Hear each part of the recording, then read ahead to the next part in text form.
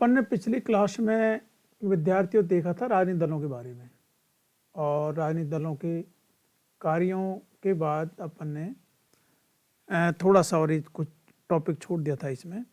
और वो ये है कि जो हमारी जो दल पद्धति है, दल प्रणाली है, ये किसी देश में एक दलीय हो सकती है, किसी में दो दलीय हो सकती है, किसी में बहुदलीय हो सकती है।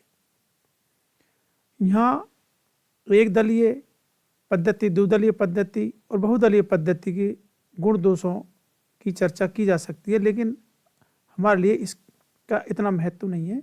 हमको यहाँ सिर्फ यही देखना है कि ये दल प्रणाली के क्या गुण हैं, क्या लाभ हैं और क्या इसके दोष हैं। तो हम जब गुण या लाभ के बारे में चर्चा करते हैं, देखते हैं, तो इसमें पहला जो इसका गुण होता है दल प्रणाली का, वो होता है मानवीय स्वभाव का अनुकूल। अपन ने पिछली क्लास में चर्चा करी थी कि मानव अपनी उम्र और परिस्थितियों के अनुसार 4 प्रकार के बन जाते हैं। तो उसी तरीके से ये 4 प्रकार के जो राजनीतिक दल बन जाते हैं वे ये मानव स्वभाव के अनुकूल होते हैं। दूसरा है लोकमत का निर्माण। अपन ने चर्चा इस पर भी कर चुके हैं कि ये राजनीतिक चेतना, राजनीतिक शिक्षा प्रदान करते हैं और लोकतंत्र के लिए आवश्यक हैं। बिना राजनीतिक दलों के लोकतंत्र कदापि संभव नहीं है। शासन को दृढ़ता भी प्रदान करते हैं। शासन की जो निरंकुशता पर ये नियंत्रण करते हैं। नियंत्रण कैसे करते हैं? विपक्ष में रह करके उसकी आलोचना करते हैं और उस पर निरंकुश नहीं बने बहुमत प्राप्त दल, तो उस पर ये निरंकुशता को रोकने के लिए कार्य भी करते हैं। समय समय पर जनता को भी एक तरीके से जागृत करते रहते हैं। श्रेष्ठ या जनहितकारी कानूनों का निर्माण भी करते हैं। ये कानूनों का निर्माण राजनीतिक दलों के माध्यम से होते हैं। इनके अपने अपने एजेंडे होते हैं और जनता के सामने उनको रखते हैं चुनावों से पहले, और उसी के अनुरूप ये कार्य करते हैं। शासन के जो विभिन्न अंग हैं, जैसे कार्यपालिका, व्यवस्थापिका, न्यायपालिका, इनमें आपस में समन्वय, कोऑर्डिनेशन बनाते हैं, सामंजस्य बनाते हैं और राष्ट्रीय एकता के साधन होते हैं।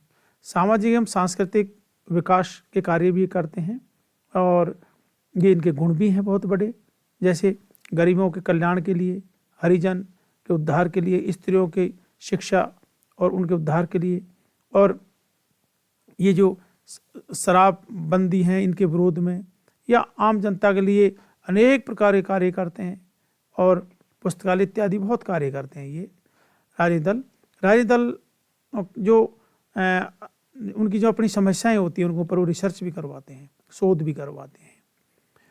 ये इनके कुछ गुण हुए। और इसके दोष जो हैं, डिमेरिट्स हैं, उनमें हम देखते हैं कि जनता में ये द्वेष एवं कटुता पैदा कर देते हैं। अपन सब देखते हैं कि चुनाव के दौरान अमूमन गांव के लोग भी और एक दूसरी विचारधारा से जुड़ जाता है, एक दूसरी विचारधारा से जुड़ जाता है, तो काफ़ी द्वेषता या कटुता पैदा हो जाती है संपूर्ण जनता के बीच में। ये लोकतंत्र के विकास में भी ये बाधक सिद्ध हो जाते हैं। ख़ास तौर से बहुत सारे दलों वाली जब गवर्नमेंट होती है, बहुत सारे दलों वाली प्रणाली जिस देश में होती है, तो अपने क्षेत्रीय, अपनी भाषा के आधार पर एक छोटे छोटे हितों को महत्व देते हैं और वो एक अच्छे लोकतंत्र के लिए वो ठीक नहीं होते। राष्ट्रीय हितों की भी इससे हानि होती है। इस आधार पर देश की जो एकता है उसको भी आघात लगता है। कई बार इनके कार्यक्रमों में राष्ट्र विरोधी या गुटबंदी भी देखने को मिलती है, जो एक तरीके से एक संकीर्णता का द्योतक है।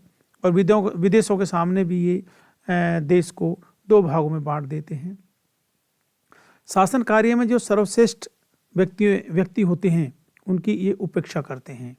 जो अच्छे कार्य करते हैं, अच्छे कार्य करने वाले होते हैं, उनकी उपेक्षा करते हैं और भ्रमात्मक राजनीतिक शिक्षा प्रदान करते हैं, यानी कि झूठी राजनीतिक शिक्षा प्रदान करते हैं। ये झूठ को सत्य व सत्य को झूठ, या यूँ कहो कि अपने जो भाषण में जो बकवास करते हैं उससे जनता को गुमराह करते हैं।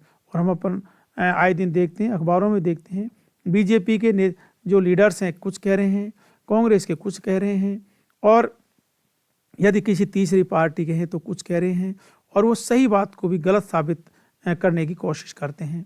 सत्ताधारी व्यक्ति यदि सही कार्य कर रहे हैं तो विपक्ष के लोग उस सही कार्य को सही नहीं कभी नहीं मानते हैं और उसको गलत ही ठहराने की कोशिश करते रहते हैं। और दल प्रथा है जो भ्रष्टाचार को जन्म देती है। अपन देख ही रहे हैं कि आज इतने मानव इतना स्वार्थी हो गया है कि जनता वोट उसको देती है चाहे वो जिस भी दल का होता है, और वो उस दल को छोड़ के दूसरे दल में जा मिलता है, करोड़ों रुपए ले लेता है, और इनमें बहुत ज़्यादा दल बदल की स्थिति उत्पन्न होती है भ्रष्टाचार के आधार पर। नैतिक स्तर में भी इनमें गिरावट होती है, अनैतिक तरीके भी अपनाते हैं, और समय और धन की भयंकर ये बर्बादी करते हैं। देश का भयंकर आर्थिक नुकसान होता है। चुनाव के दौरान तो देश का भयंकर धन खर्च होता है।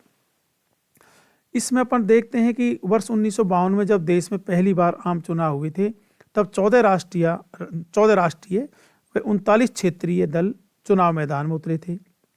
और आप लगा लीजिए कि उस समय 14 राष्ट्रीय और 39 क्षेत्रीय दल चुनाव मैदान में थे, और इसके 57 साल बाद जो 16वें आम चुनाव हुए थे उनमें ये 6 राष्ट्रीय, 39 क्षेत्रीय और 419 अन्य दल चुनाव मैदान में उतरे थे।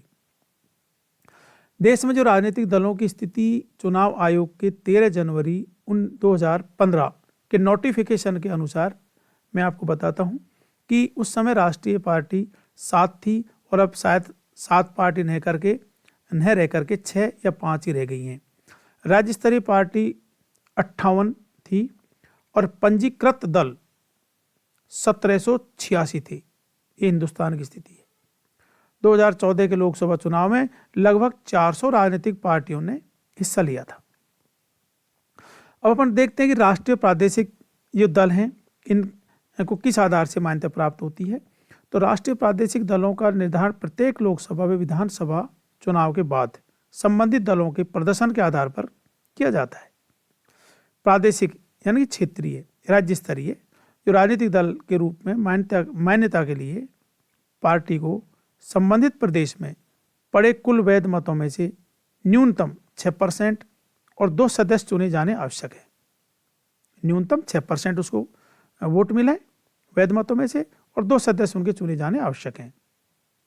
और जो राष्ट्रीय राजनीतिक दल के रूप में मान्यता के लिए किसी भी दल को न्यूनतम 4 राज्यों में कुल वैध मतों में से 6% वोट और प्रत्येक राज्य में से 4 सदस्यों का निर्वाचन जरूरी है। यही नहीं, लोकसभा के आम चुनाव में जो संबंधित दल को कुल मतों में से न्यूनतम 2% मत और कम से भी कम 3 राज्यों से सदस्यों को चुना जाना आवश्यक होता है। ये राजनीतिक दलों की स्थिति है। धन्यवाद।